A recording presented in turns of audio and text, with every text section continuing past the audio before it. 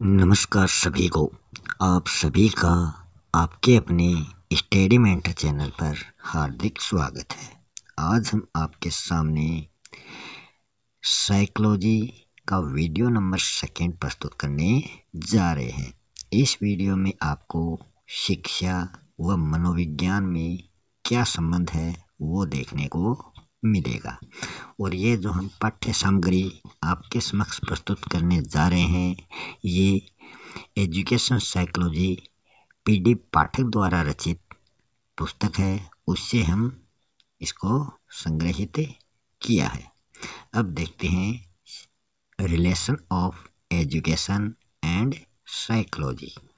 तो इसमें सबसे पहले हम इसकी भूमिका में देखते हैं कि शिक्षा और मनोविज्ञान को जोड़ने वाली जो कड़ी है वो मानव व्यवहार मानी जाती है कि मानव अपने व्यवहार के द्वारा ही शिक्षा को मनोविज्ञान से जोड़ता है।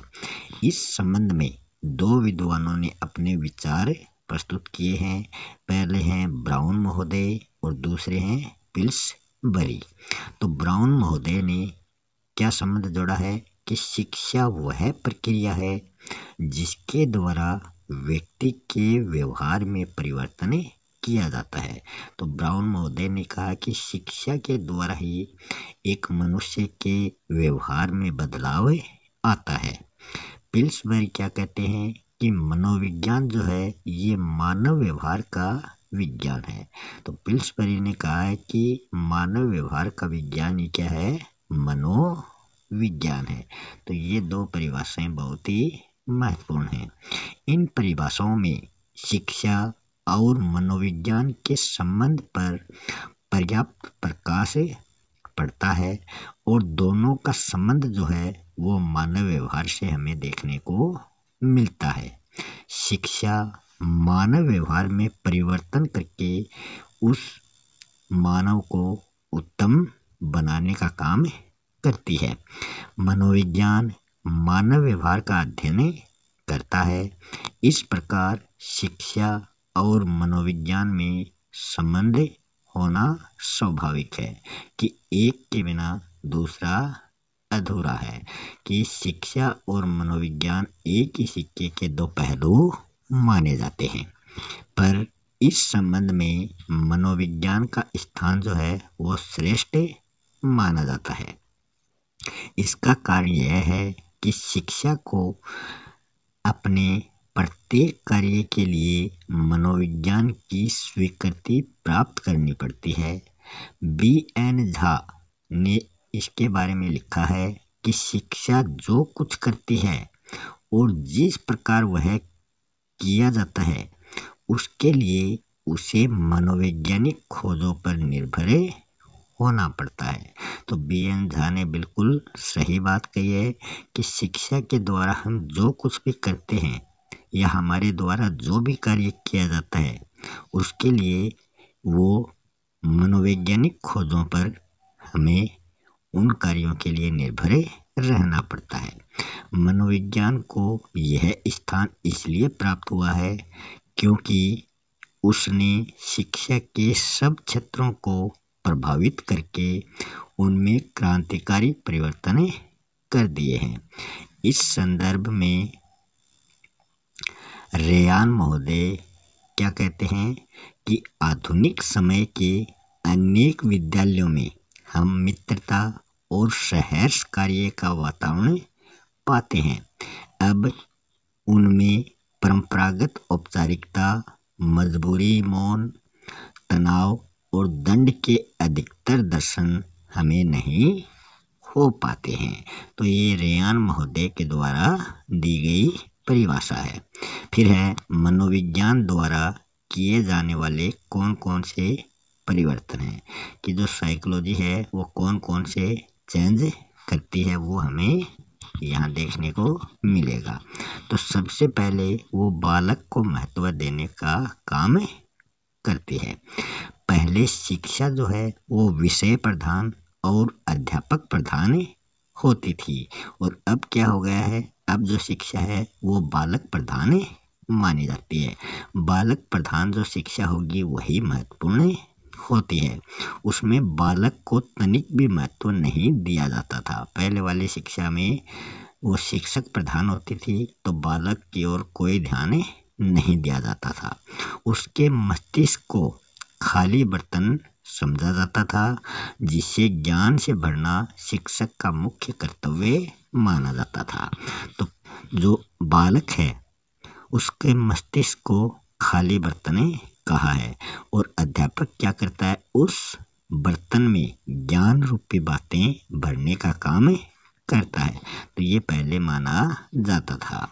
मनोविज्ञान ने बालक के प्रति इस दृष्टिकोण में आमूल परिवर्तन करके शिक्षा को बाल केंद्रित बना दिया है। अब शिक्षा बालक के लिए है, न कि बालक शिक्षा के लिए। तो जो शिक्षा है वो अब बालक के लिए है, न कि बालक शिक्षा के लिए। दूसरा प्रमुख जो कार्य है वह है बालकों की विभिन्न अवस्थाओं को इसमें महत्व दिया गया है कि बालक जैसे जैसे उसकी उम्र बढ़ती जाती है और उसकी अवस्था ऊपर बढ़ती जाती है, तो उसका क्या महत्व है वो यहाँ हमें देखने को मिलेगा।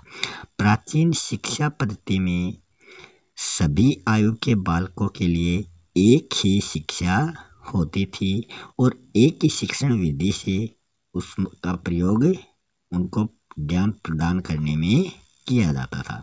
पहले इस प्रकार से कक्षा जो होती है उनके अलग अलग वर्ग नहीं थे, फर्स्ट सेकेंड थर्ड। उसमें क्या था, सभी बालकों को एक साथ शिक्षा प्रदान की जाती थी और सभी बालकों को एक ही शिक्षण विधि से वो शिक्षा प्रदान की जाती थी।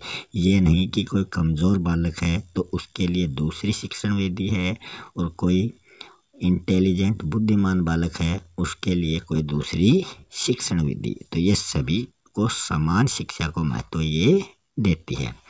मनोवैज्ञानिकों ने इन दोनों बातों को अनुचित और दोषपूर्ण सिद्ध कर दिया है। मनोवैज्ञानिकों का कहना है कि बालक जैसे जैसे बड़ा होता जाता है वैसे वैसे उसकी जो रुचियां हैं और आवश्यकताएं वो सब धीरे धीरे बदलती जाती हैं। उदाहरण के लिए बाल्यावस्था में बालकों की जो रुचि होती है वो खेल में होती है। बालक जो है वो खेल खेलना चाहते हैं, पर किशोरावस्था में वह खेल और कार्य में अंतर समझने लगता है कि उसको किशोरावस्था में पता चल जाता है कि खेल क्या होता है और कार्य क्या होता है। और बचपन में क्या करता है, बालक खेल को ही कार्य मानने लगता है। इस बात को ध्यान में रखकर बालकों को बाल्यावस्था में खेल द्वारा और किशोरावस्था में अन्य विधियों द्वारा शिक्षा प्रदान की जाती है। साथ ही उनकी शिक्षा के स्वरूप में भी हमें अंतर देखने को मिलता है। फिर है बालकों की रुचि व मूल प्रवृत्तियों को महत्व है। पूर्व काल की किसी भी शिक्षा योजना में बालकों की रुचियों और मूल प्रवृत्तियों को कोई स्थान नहीं दिया जाता था। उन्हें ऐसे अनेक विषय पढ़ने पड़ते थे जिनमें उनकी तनिक भी रुचि नहीं होती थी और जिनका उनकी मूल प्रवृत्तियों से कोई भी संबंध नहीं होता था, तो ऐसे विषय उनको पढ़ने पड़ते थे। मनोविज्ञान ने ये सिद्ध कर दिया है कि जिस कार्य में बालकों की रुचि होती है उसे वे जल्दी सीख देते हैं, और जिस कार्य में बालक की रुचि नहीं होती है वह कार्य वो शीघ्र नहीं सीखता है। इसके अतिरिक्त वे कार्य करने में अपनी मूल प्रवृत्तियों से प्रेरणा प्राप्त करते हैं। अतः अब बालकों की शिक्षा का जो आधार है उनकी रुचियां और मूल प्रवृत्तियां मानी जाती हैं। फिर आगे है बालकों की व्यक्तिगत विभिन्नताओं को महत्व देना।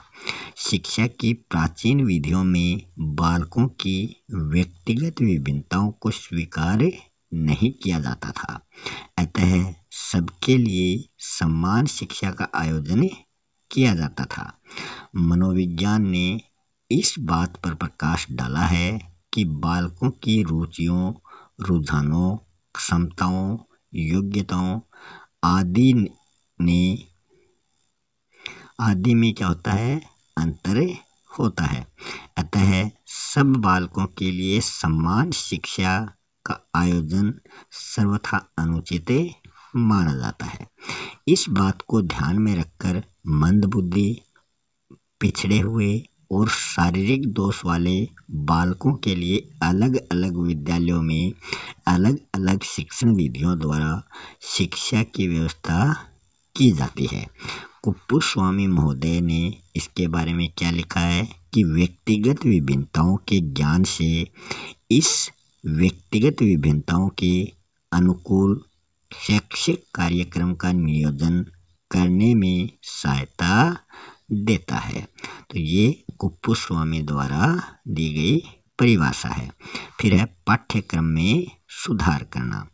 पहले समय में पाठ्यक्रम के सब विषय सब बालकों के लिए अनिवार्य होते थे। इसके अतिरिक्त वह पूर्ण रूप से पुस्तकीय और ज्ञान प्रधान होते थे। मनोविज्ञान ने पाठ्यक्रम के इन दोनों दोषों की कटु आलोचना की है। अतः इस बात पर बल देता है कि पाठ्यक्रम का जो निर्माण है वो बालक की आयु, उसकी रुचि और उसकी मानसिक योग्यताओं को ध्यान में रखकर दिया जाना चाहिए।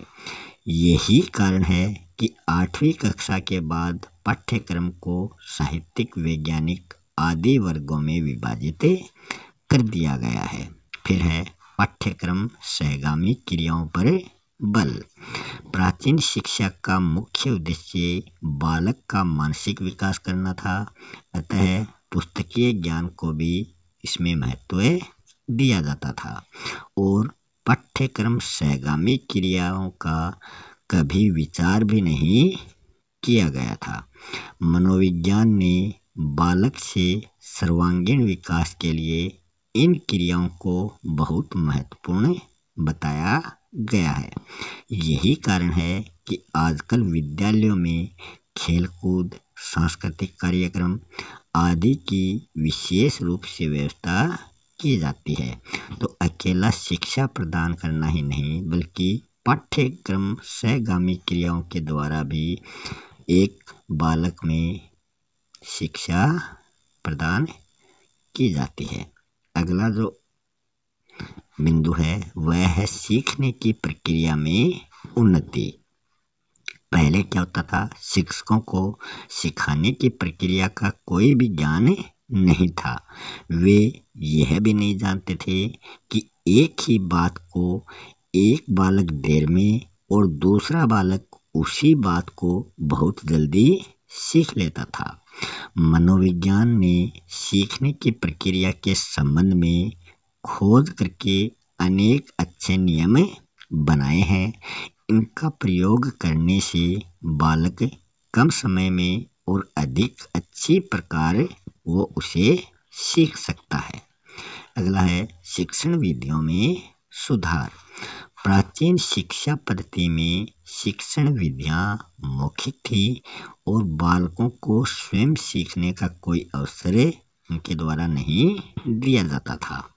वे मौन श्रोताओं के समान शिक्षक द्वारा कहीं जाने वाली बातों को सुनते और फिर उनको वो कंठस्थ करते थे। मनोविज्ञान ने इन शिक्षण विधियों में आमूल परिवर्तन कर दिया है। मनोविज्ञान ने ऐसी विधियों का आविष्कार किया है जिनसे बालक स्वयं सीख सकते हैं। इस उद्देश्य से करके सीखना, खेल द्वारा सीखना, रेडियो, पर्यटन, चलचित्र आदि को शिक्षण विधियों में प्रमुख स्थान दिया गया है। फिर रायबर्न महोदय क्या कहते हैं कि मनोविज्ञान ने ज्ञान में प्रगति होने के कारण ही शिक्षण विधियों में क्रांतिकारी परिवर्तन हुए हैं। अगला जो मुख्य बिंदु है वह है अनुशासन की नई विधियां। पहले समय में क्या होता था, बालकों को अनुशासन में रहने की केवल एक ही विधि उनको बताई जाती थी, और वो विधि कौन सी थी, शारीरिक दंड। और अब वर्तमान समय में शारीरिक दंड जो है उसको बिल्कुल समाप्त कर दिया गया है। विद्यालय में दंड और दंड का भय उत्पन्न करके आतंक और कठोरता के वातावरण का निर्माण पहले किया जाता था। मनोविज्ञान ने दंड, भय और कठोरता पर आधारित अनुशासन को सारहीन प्रमाणित कर दिया है। उनके स्थान पर उसने प्रेम, प्रशंसा और सहानुभूति को अनुशासन के कहीं अधिक अच्छे आधार अनुशासन को कहीं अच्छा आधार बताया है। वह हमें अनुशासनहीनता के कारणों को खोजने और उनको दूर करने का परामर्श वो देता है। फिर है मूल्यांकन की नई विधियां। बालकों द्वारा अर्जित किए जाने वाले ज्ञान का मूल्यांकन करने के लिए अति दीर्घकाल से मौखिक और लिखित परीक्षाओं का प्रयोग किया जाता रहा है। इन परीक्षाओं के दोषों को दूर करने के लिए मनोविज्ञान ने अनेक नई शिक्षण विधियों की खोज की है। उनमें कौन कौन सी हैं, बुद्धि परीक्षण, व्यक्तित्व परीक्षण और वस्तुनिष्ठ परीक्षण। तो ये नवीन विधियां हैं जिनके द्वारा मूल्यांकन किया जाता है। अगला जो मुख्य बिंदु है वह है शिक्षा के उद्देश्यों की प्राप्ति व सफलता। तो इसमें ड्राइवर महोदय के अनुसार कहा गया है कि मनोविज्ञान जो है ये शिक्षा के उद्देश्यों को निर्धारित नहीं करता है, पर वह हमको यह निश्चित रूप से बताता है कि उनकी प्राप्ति संभव है या नहीं। इतना ही नहीं, मनोविज्ञान की सहायता के बिना शिक्षक यह नहीं जान सकता है कि वह अपने उद्देश्यों को प्राप्त करने में कितना सफल हुआ है या फिर वो उन उद्देश्यों को प्राप्त करने में असफल रहा है। फिर है 3 संबंधों का विकास। तो रायबर्न महोदय ने माना है कि शिक्षा के 3 प्रकार के संबंध होते हैं। एक तो बालक और शिक्षक का संबंध, बालक और समाज का संबंध एवं बालक और विषय का संबंध। तो इसमें बालक का पहले तो शिक्षक के साथ संबंध बताया गया है, फिर बालक का समाज के साथ संबंध बताया गया है और फिर बालक का विषय के साथ संबंध प्रकट किया गया है। शिक्षा में सफलता तभी मिल सकती है जब ये तीनों संबंध उचित प्रकार के हो, अर्थात ये ऐसे हों कि बालक इनसे लाभान्वित रहे। इस दिशा में मनोविज्ञान बहुत सहायता देता है। रायबर्न महोदय ने कहा है कि ने क्या परिभाषा दी है कि जब हम इन संबंधों का उचित दिशाओं में विकास करने का प्रयत्न करते हैं तब मनोविज्ञान हमें सबसे अधिक सहायता देता है। तो ये रायबर्न के द्वारा दी गई परिभाषा है। फिर अंतिम बिंदु है नए ज्ञान का आधार पूर्व ज्ञान। स्काउट महोदय ने कहा कि शिक्षा सिद्धांतों को मनोविज्ञान द्वारा दिया जाने वाला मुख्य सिद्धांत यह है कि नवीन ज्ञान का विकास जो है वो पूर्व ज्ञान के आधार पर किया जाना चाहिए। जब भी हम बच्चों को नया ज्ञान प्रदान करते हैं तो बच्चे जो हैं वो सीधे उस नए ज्ञान को ग्रहण नहीं कर पाते हैं। तो उससे पहले हमें क्या करना पड़ता है कि उनका जो पहले से सीखा हुआ ज्ञान है, जो पूर्व ज्ञान है, उसके आधार पर उनको नवीन ज्ञान की ओर ले जाते हैं। तो यही स्काउट द्वारा बताया गया है। फिर है उपसंहार कि हमने जो जो भी पढ़ा है उसके महत्वपूर्ण अंश यहाँ हम देख लेते हैं। उपयुक्त विवेचन के आधार पर हम कह सकते हैं कि शिक्षा का ऐसा कोई भी क्षेत्र नहीं है जो मनोविज्ञान के प्रभाव से वंचित हो और जिससे मनोविज्ञान ने कोई विशेष योगदान न दिया हो। इसलिए शिक्षा और मनोविज्ञान में घनिष्ठ संबंध माना जाता है।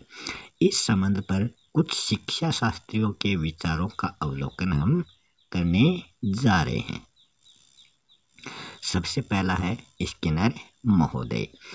इन्होंने कहा कि मनोविज्ञान जो है ये शिक्षा का आधारभूत विज्ञान है। तो मनोविज्ञान को शिक्षा का आधारभूत विज्ञान मानने वाले मनोवैज्ञानिक हैं स्किनर महोदय। फिर है BN झा। इन्होंने कहा कि शिक्षा की प्रक्रिया जो है वो पूर्णतया मनोविज्ञान के कृपा पर निर्भर रहती है। फिर है डेविस के अनुसार मनोविज्ञान ने छात्रों की क्षमताओं और विभिन्नताओं का विश्लेषण करके शिक्षा को विशिष्ट योग दिया है। इसने विद्यालय जीवन में छात्रों के विकास और परिपक्वता का ज्ञान प्राप्त करने में भी प्रत्यक्ष योग दिया है। तो ये डेविस महोदय के द्वारा कहा गया है। फिर इस जो हमने आज टॉपिक पढ़ा है उससे संबंधित नीचे कुछ क्वेश्चन हैं। अगर आपने ध्यान से टॉपिक सुना है तो आप इन क्वेश्चनों का आंसर देने की कोशिश करें। तो इसमें यहाँ जो क्वेश्चन दिए गए हैं अगर वो क्वेश्चन आप दे सकते हैं थोड़े बहुत भी 50 या 60% तक अगर आपको इनके जवाब आते हैं तो आप निश्चित रूप से सफलता की ओर अग्रसर हैं। और अगर आप इनसे भी कम आपके क्वेश्चन आ रहे हैं तो आप प्लीज़ एक बार इस वीडियो को और देखें और ऐसे ही और भी वीडियो आपको इस YouTube चैनल के माध्यम से प्राप्त होंगे। उसके लिए आपको इसे अपने दोस्तों के साथ शेयर करना है और अगर आप चैनल पर नए हैं तो इस चैनल को सब्सक्राइब करना ना भूलें। मिलते हैं नेक्स्ट वीडियो में एक नए टॉपिक के साथ। तब तक के लिए धन्यवाद।